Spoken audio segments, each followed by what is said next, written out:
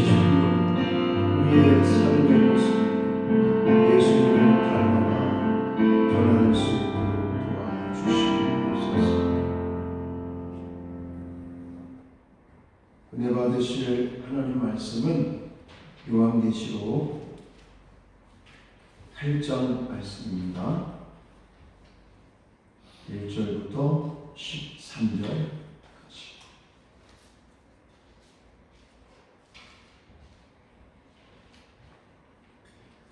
신약 성경 406쪽입니다.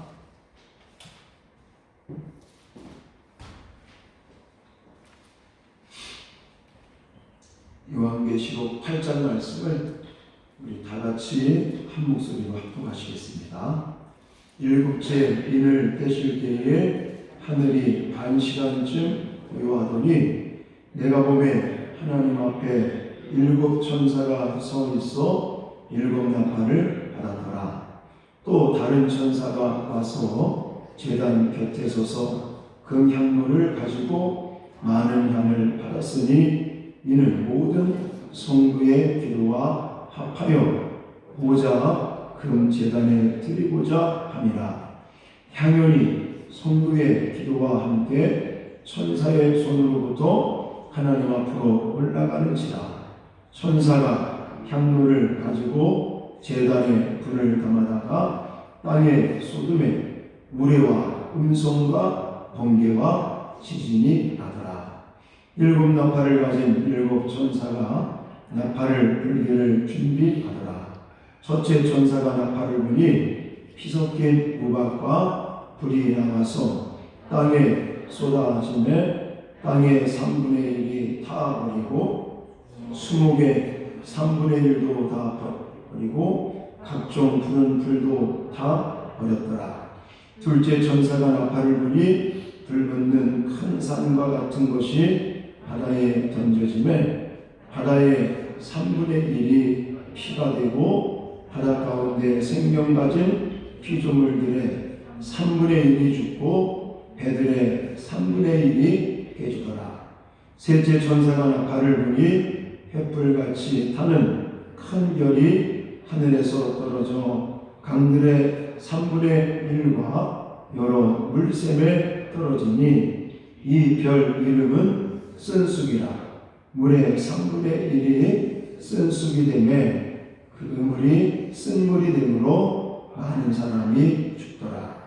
넷째 천사가 나팔을 부니 해 3분의 1과 달 3분의 1과 별들의 3분의 1이 타격을 받아 그 3분의 1이 어두워지니 낮 3분의 1은 비추임이 없고 밤도 그러하더라. 내가 또 보고 들으니 공중에 날아가는 독수리가 큰 소리로 이르되 땅에 사는 자들에게 화가 있으리니 이는 새 천사들이 불어야 할 나팔 소리가 남아 있음이로다 하더라. 아멘. 멀리 계실 때 좌우와 앞뒤에 서로 인사하시겠습니다. 사랑합니다. 10배의 복을 받으십시오. 전도합시다. 구호 외치겠습니다. 구호 준비. 내 삶의 이유 성령의 권능받아 2단 신천지 할렐루야. 지난 수요일날 7장을 통해서 14만 4천 이걸 같이 배웠는데 수요일날 많은 분들이 나오시질 못하고 근데 이 14만 4천이 엄청 중요합니다. 그래서 수요일날 나오신 분들은 조금 죄송하지만 좀 중요한 얘기를 7장 얘기를 좀 해야 될 것 같고 또 이 교육이라고 하는 것은 반복의 반복.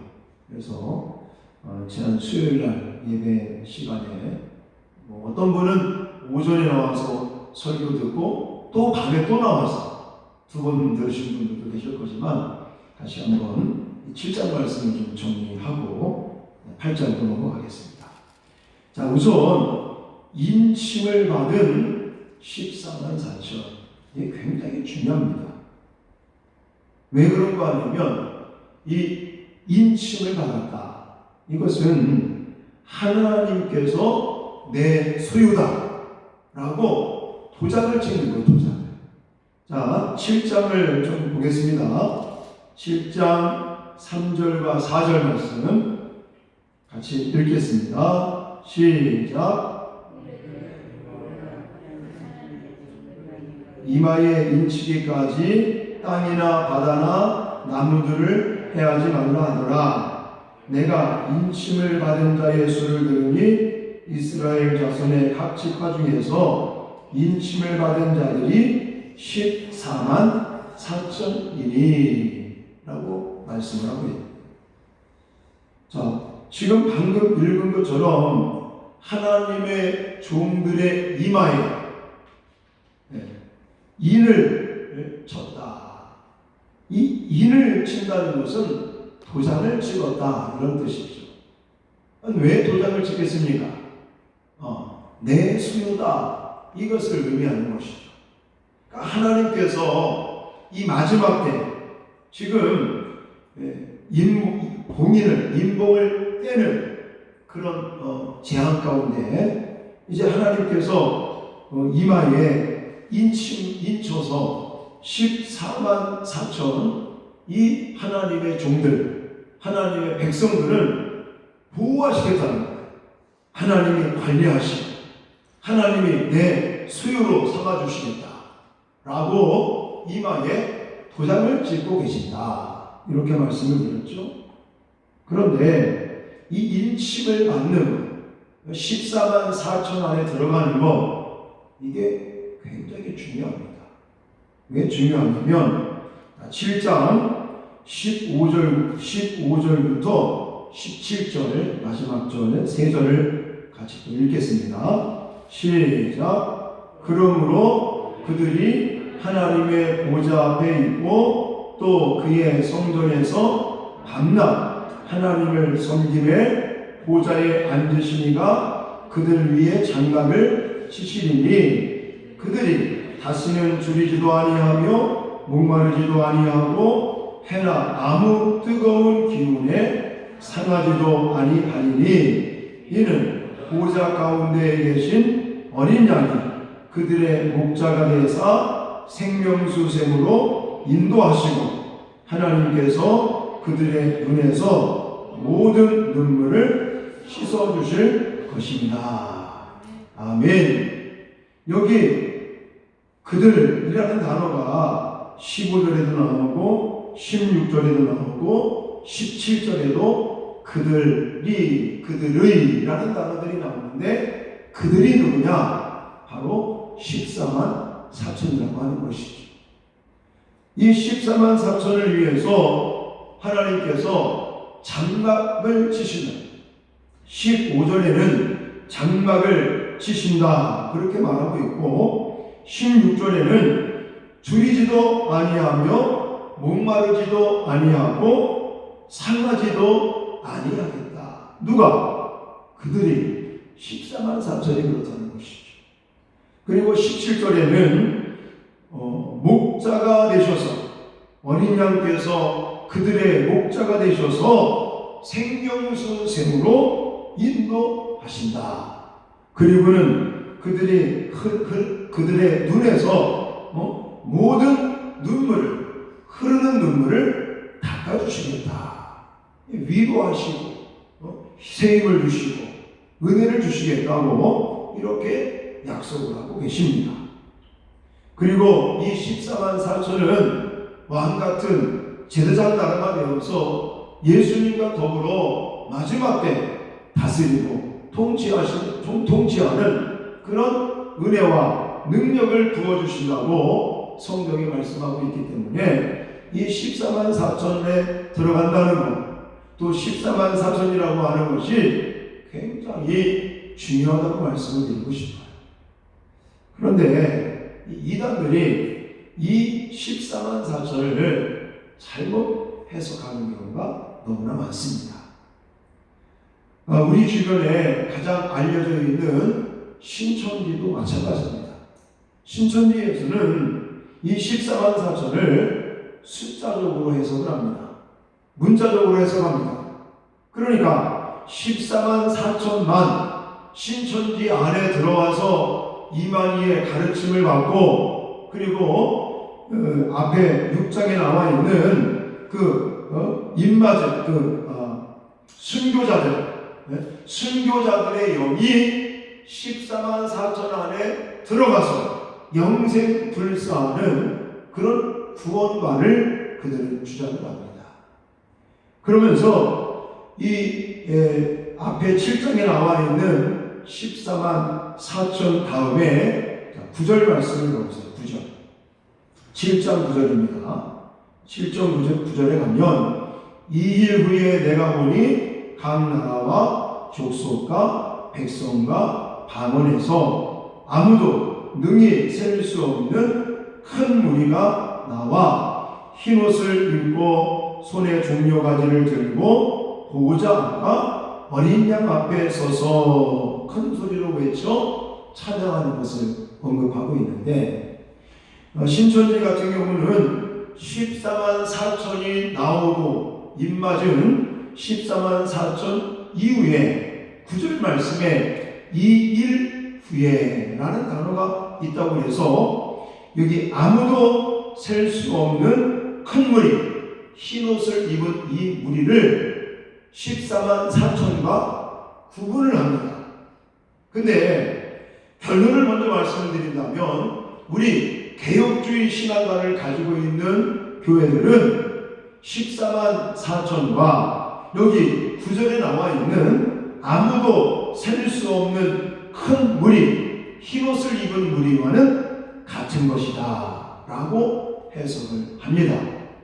물론 9절 맨 앞에 나와 있는 2일 후에 라고 하는 단어를 볼 것 같으면 14만 4천이 앞에서 나오고 그 다음에 큰 무리, 흰옷을 입은 무리, 아무도 셀 수 없는 큰 무리가 나오기 때문에 구별되는 그런 모양새를 나타내고 있지만 아니라는 거예요.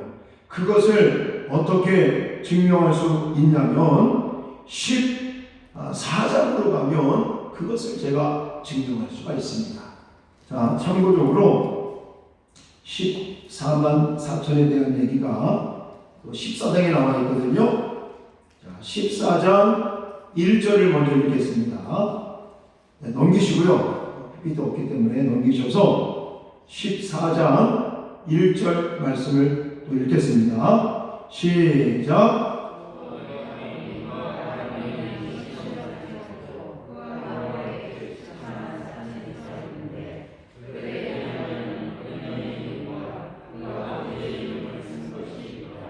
아멘. 자, 14만 4천을 다시 언급하고 있죠. 시온산에 섰고 그와 함께 14만 4천이 서 있는데 이마에 어린 양의 이름과 아버지의 이름을 쓴 것이 있다고 그랬는데, 이 사람들을 4절 14장 4절에 또 어떻게 설명하는지 같이 읽겠습니다. 시작. 이 사람들은 여자와 더불어 더럽히지 아니하고 순결한 자라, 어린 양이 어디로 인도하든지 따라가는 자며 사람 가운데에서 속량함을 받아 처음 익은 열매로 하나님과 어린 양에게 속한 자들이니. 자, 14만 4천을 뭐라고 설명하고 있냐면 여자와 더불어 더럽히지 아니하고 순결한 그런 자다. 여기 여자는 음녀를 가리킵니다. 나중에 이제 나오니까 넘어가시고, 그 다음에 어린 양의 인도를 받는다.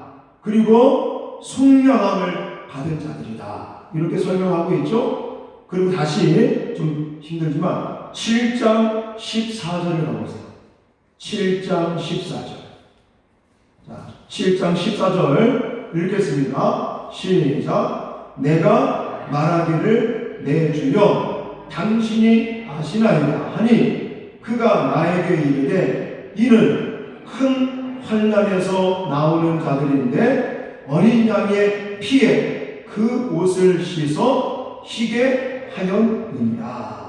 이게 누구를 가리키는 거냐면 9절에 나와 있는 아무도 셀 수 없는 큰 무리를 가리키는 거예요. 흰옷을 입은 무리. 자, 14절 말씀 그리고 14장 그러니까 7장 14절 말씀 그리고 14장으로 넘어가서 4절에 나와 있는 말씀 그리고 아까 짚어드렸던 7장 16절 17절 이런 말씀들을 바탕으로 해서 14만 4천과 흰옷을 입은 큰 무리는 같은 맥락이다. 같은 맥락. 다만 다른 시각에서 표현하고 있는 것뿐이다 라고 우리는 그렇게 해석을 하는 것입니다. 근데 신천지에서는 과거 옛날에 신천지가 처음에 생길 때는요 14만 4천이 신천지에 등록되어 있는 숫자가 14만 4천이 다 차면 이제 순교자들의 영이 그 14만 4천 안에 들어가는 거예요. 육체와 그 순교자들의 영이 합쳐지고 또 예수의 영과 이만희의 영이 합쳐져 가지고 신천 신지 하나님의 나라를 이제는 형성하게 된다. 세워지게 되는 것이다. 이렇게 그들은 구원관에 대해서 종말론에 대해서 그렇게 주장을 했었습니다. 근데 지난번 텔레비에 코로나19 때문에 신천지 숫자가 발표됐잖아요. 24만이다. 그리고 작년에도 10만 명이 수료를 했다. 그리고 지금 교육을 받고 있는 사람들이 7만 명이다. 이래서 토탈 한 30만 명이 지금 신천지 성도들이다. 이렇게 떠들어대고 있잖아요. 가만히 생각해 보십시오. 14만 4천이 넘어섰잖아요. 30만이 돼버렸어요. 그랬더니 요즘은 어떻게 주장하는지 아십니까? 신천지의 14만 4천은 성적순이에요. 성적순. 쉽게 말하면 어떻게 성적을 매깁니다. 1년에 한 번씩 성경고사를 봐요. 성경고사. 시험을 다 치르고 그 시험에서 몇 점 이상 맞는 사람, 그 다음에 1년에 몇 명 이상 전도한 사람, 또 1년에 얼마 이상 헌금한 사람, 이렇게 기준을 세워놓고 성적을 매겨가면서 그 성적 안에 들어와야지 14만 4천 안에 들어오는 것이다. 그리고 나머지 사람들은 흰 물이다. 아무도 셀 수 없는 큰 물이 흰옷 입은 물이다. 그리고 14만 4천 안에 들어와야지 제사장 나라가 되어서 예수님과 더불어 통치하게 되는 것이다. 그리고는 때가 되면 사람들이 돌을 싸들고 와서 자기네들한테 우리도 구원시켜달라고 애걸하는 그때가 바로 올 것이다. 이렇게 지금 주장을 하고 있어요. 그리고 이만희는 이제 이빨 빠진 호랑이처럼 아무 힘도 없어 보이잖아요. 옆에서 누가 도와주지 않으면 살아갈 수 없는 그런 나약한 인간의 모습을 보이니까 예수의 영이 이만희 육체에 들어가려고 했는데 이제 하나님께서 마음을 바꾸셨다. 뜻을 바꾸셨다. 또 그렇게 주장하고 있어요. 그들이. 그래서 이제 이만희가 죽는다든지 이래버리면 새로운 또 교주가 탄생을 하겠죠. 이런 엉터리로 성경을 해석하고 있고 14만 4천도 그렇게 해석을 하고 있는데 우리는 어떻게 해석하느냐? 아까도 제가 짚어드렸지만 어린 양 예수 그리스도께서 흘리신 그 십자가의 보혈의 그 속량으로 말미암아 예수 그리스도에게 속한 구약시대의 성도들과 신약시대의 모든 성도들을 총칭해서 14만 4천이라고 언급하고 있다는 것입니다. 그리고 성경에 직접적으로 언급되어 있지는 않지만 이 14만 4천이라는 것은 숫자적인 문자적인 개념이 아니라 상징적인 의미를 가지고 있다는 것이죠. 제가 누누이 말씀을 드리잖아요. 요한계시록에 보니까 자주 나오는 숫자들이 있잖아요. 자주 나오는 숫자. 가장 많이 나오는 숫자가 뭡니까? 7이라고 하는 숫자. 7교회.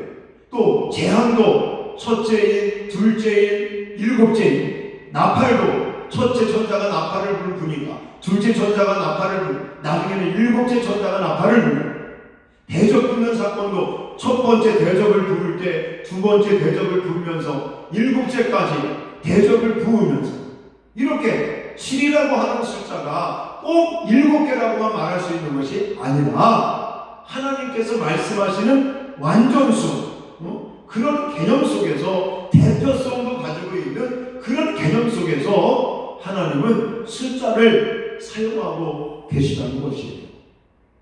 그러므로 14만 4천도 꼭 숫자 1, 2, 3, 4를 헤아려 가지고 14만 4천 문자적으로 해석할 게 아니라 우리는 상징적으로 해석을 해야 되는데 이 숫자가 어떻게 나오느냐? 구약 이스라엘을 대표하는 12지파 곱하기 신약을 대표하는 12제자 12를 곱하기 그리고 정말 만수를 의미하고 군단을 의미하는 1000을 곱하니까 14만 4천이 되는 거예요. 그래서 구약시대 때 어린 양 메시아를 갈망했던 믿음을 가지고 있는 그 구약시대에 예수 그리스도에게 속한 믿음의 사람들 그리고 신약시대에 주 예수 그리스도의 십자가의 구속의 은혜를 믿고 따르는 그 믿음의 모든 공동체 그것을 통칭해서 14만 4천이다 이렇게 말을 하고 있는 것입니다. 자, 이렇듯 어린 양이 7째 인을 이제는 떼는 것까지 심판 하나님의 재앙이 임할 때에 14만 4천 예수 그리스도에게 속하여 예수 십자가의 구속의 속량함을 얻고 구원함을 받은 그 믿음의 사람들은 이마에 도장을 찍어주는 그런 형태로 결국 하나님께서 뭐 하신다는 겁니까? 보호하시겠다. 하나님께서 내 소유로 관리하시겠다. 하나님께서 지키시겠다. 이런 의미가 있다고 말씀을 드렸죠. 자, 이러는 가운데 7째 봉인을 뗄 때가 됐습니다. 그리고는 땅의 고요함이 찾아오다가 땅에서 들려오는 교회를 괴롭히는 세상을 좀 심판해 달라는 그런 성도들의 기도에 하나님께서 귀를 기울이시고 오늘 이제 7천사를 동원시켜서 7 나팔 재앙으로 이어지고 있는 것이 바로 8장의 말씀인 것입니다. 자, 7째 봉인을 떼면서 이제는 고요함이 흘러가고 있지만 그 가운데 성도들의 기도가 나타나고 이어서 7 나팔 재앙이 시작이 된다는 것이죠. 자, 2절과 3절을 읽겠습니다. 8장으로 온 겁니다. 8장 2절과 3절 시작.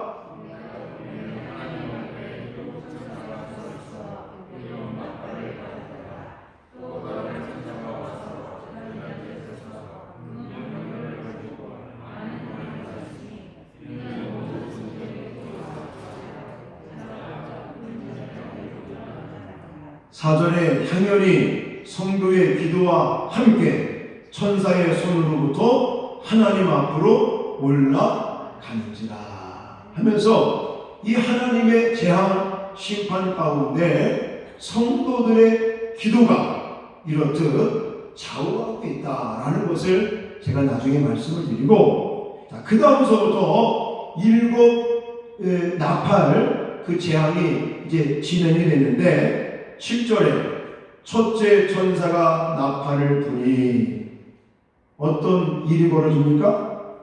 피 섞인 우박과 불이 나와서 땅에 쏟아짐에 땅의 3분의 1이 타버리고 수목, 이 나무들이 3분의 1이 타버리고 각종 푸른 풀도 타버렸다라고 7절 말씀에 언급하고 있습니다. 첫째 천사가 나팔을 부니까 나팔 첫 번째 재앙이 임했는데 땅 위에 임하는 걸 볼 수가 있습니다. 땅의 3분의 1이 이제 아주 큰 타격을 받게 되는 것이죠. 그래서 어떤 분들은 이 첫 번째 나팔 재앙은 아마도 큰 기근으로 나타날 것이다. 그러면서 기근이 일어나니까 어떤 사태가 벌어지겠습니까? 식량 사태가 벌어지지 않겠는가, 이렇게 예상을 할 수가 있는 것이에요. 물론 이거는 성경에 언급하고 있는 것은 아닙니다. 또 어떤 사람들은 피 섞인 우박이 뭘까? 또 피 섞인 불이 하늘에서 내린다고 그러는데, 야, 도대체 이게 뭘까? 궁금들 하신가요? 어떤 분은 되게 궁금해 하시더라고요. 피 섞인 우박, 불, 이것이 떨어진다고 그랬는데, 땅에 떨어진다고 그랬는데, 과연 이게 뭘까? 저도 모르겠습니다. 답은 몰라요. 성경에 뭐 설명하고 있지가 않잖아요. 피 섞인 우박이 무엇인지, 또 불이 무엇인지, 이거는 알 수 없지만 중요한 건 뭐예요? 땅의 3분의 1이 아주 타격을 강하게 받는다는 것이죠. 그것 때문에 아마도 기근이 일어나고 식량 대란이 일어나지 않겠는가. 자, 그 다음에 둘째 천사가 나팔을 부니까 8절에 불붙은 큰 산과 같은 것이 바다에 던져졌어요. 마찬가지로 사람들이 저한테 물어보더라고요. 불붙은 큰 산과 같은 것, 이게 뭡니까? 저도 몰라요. 성경에 뭐 답을 해주고 있는 게 없어. 다만 인간적인 생각으로 추측을 할 수가 있겠죠. 불붙은 큰 산과 같은 게 뭐겠습니까? 유성 같은 거. 하늘에서 막 큰 별도 같은 게 막 떨어진다는 거 얘기가 들었잖아요. 그러니까 우리가 경험한 바로는 아마도 하늘에서 큰 암석이라고 그럽니까? 이런 것들, 유성이라는 단어를 쓰는 것 같은데, 그런 것들이 막 떨어지는 거예요. 그것이 떨어지면서 대기권으로 들어오면서 아마 엄청난 그런 화산재 같은 그런 것들을 발생시키지 않겠는가? 우리의 사람의 지식으로는 그런 추측을 할 수 있다는 것이죠. 근데 그 외에 정말 불붙은 큰 산과 같은 것이 무엇인지 설명을 하고 있지 않아요. 다만 유성과 같은 것이 떨어지나 보다 라고 추측만 할 수 있는 것이죠. 마찬가지로 둘째 천사가 이제 나팔을 부니까 불붙은 큰 산과 같은 것이 떨어져서 이번에는 무엇이 망가집니까? 무엇이 큰 타격을 받습니까? 이제 바다가 큰 타격을 받게 된다는 것. 첫 번째 천사가 나팔을 불 때는 땅이 3분의 1이 엄청난 피해를 보고, 두 번째 천사가 나팔을 부니까 불붙은 큰 산 같은 게 뭔지는 모르겠지만 그게 바다에 떨어진다는 거예요. 바다를 완전히 3분의 1을 크게 타격을 시킨다는 거예요. 근데 그 일이 벌어지면서 바다만 망가지는 것이 아니라 바다에 떠 있는 배들도 3분의 1이 작살이 난다는 것이죠. 여러분, 이런 것 때문에 한번 어떤 결과들이 나올지를 상상해 보세요. 바다가 3분의 1이 망가진다. 지금 온 전 세계에 있는 배 중에 3분의 1이 배가 망가지고 가라앉고 난리가 난다. 그러면요, 해운업 같은 것도 난리가 나는 겁니다. 지금 이 코로나 이 바이러스 하나 때문에 얼마나 엄청난 지금 타격들을 보고 있습니까? 상상을 초월할 정도로 이런 극심한 재난, 이 재앙이 임한다는 거예요. 땅의 3분의 1이 망가지고 그 다음에는 바다의 3분의 1이 망가지는 거예요. 자, 그리고 10절로 가보시면 셋째 천사가 나팔을 부니까 이번에는 횃불같이 타는 큰 별이 하늘에서 떨어졌다. 이것도 뭔지는 모르겠습니다. 다만 아까도 설명드렸듯이 하늘에서 뭔가 떨어지긴 떨어지나 봅니다. 그러면서 중요한 것은 그게 무엇인지가 중요한 게 아니라 그것 때문에 이번에는 강들의 3분의 1이 망가진다는 거예요. 강. 지금 강 때문에 우리 인간들이 얼마나 많은 혜택들을 보고 있습니까? 우리나라 4대 강이 있고 이것을 어떻게 우리가 활용하느냐에 따라서 많은 이익을 볼 수도 있고 피해를 볼 수도 있잖아요. 근데 이 강의 3분의 1이 망가진다는 거예요. 옛날에 과거 한번 생각을 해보십시오. 아까 둘째 천사가 나팔을 부니까요, 바다 3분의 1이 그냥 망가지는 게 아니라 피가 돼, 피가. 이 피로 변하면 물고기는 다 죽을 거 아니겠습니까? 하여튼 이게 어마어마한 재앙입니다. 자, 이제 강들이 어떻게 피해를 보는지 11절에 이 별 이름은 쓴쑥이라 물의 3분의 1이 쓴쑥이 되매 그 물이 쓴물이 되므로 많은 사람이 죽더라. 이렇게 표현하고 있습니다. 우리 주변에 있는 강의 3분의 1이 다 쓴물로 바뀌는 거예요. 왜 이스라엘 백성들이 마라에서 스루 왕이가 지나서 마라라고 하는 지역에 갔을 때에 정말 물이 없어 난리쳐서 오아시스 같은 걸 발견해가지고 그 물을 먹었을 때 쓴물이라고 했잖아요.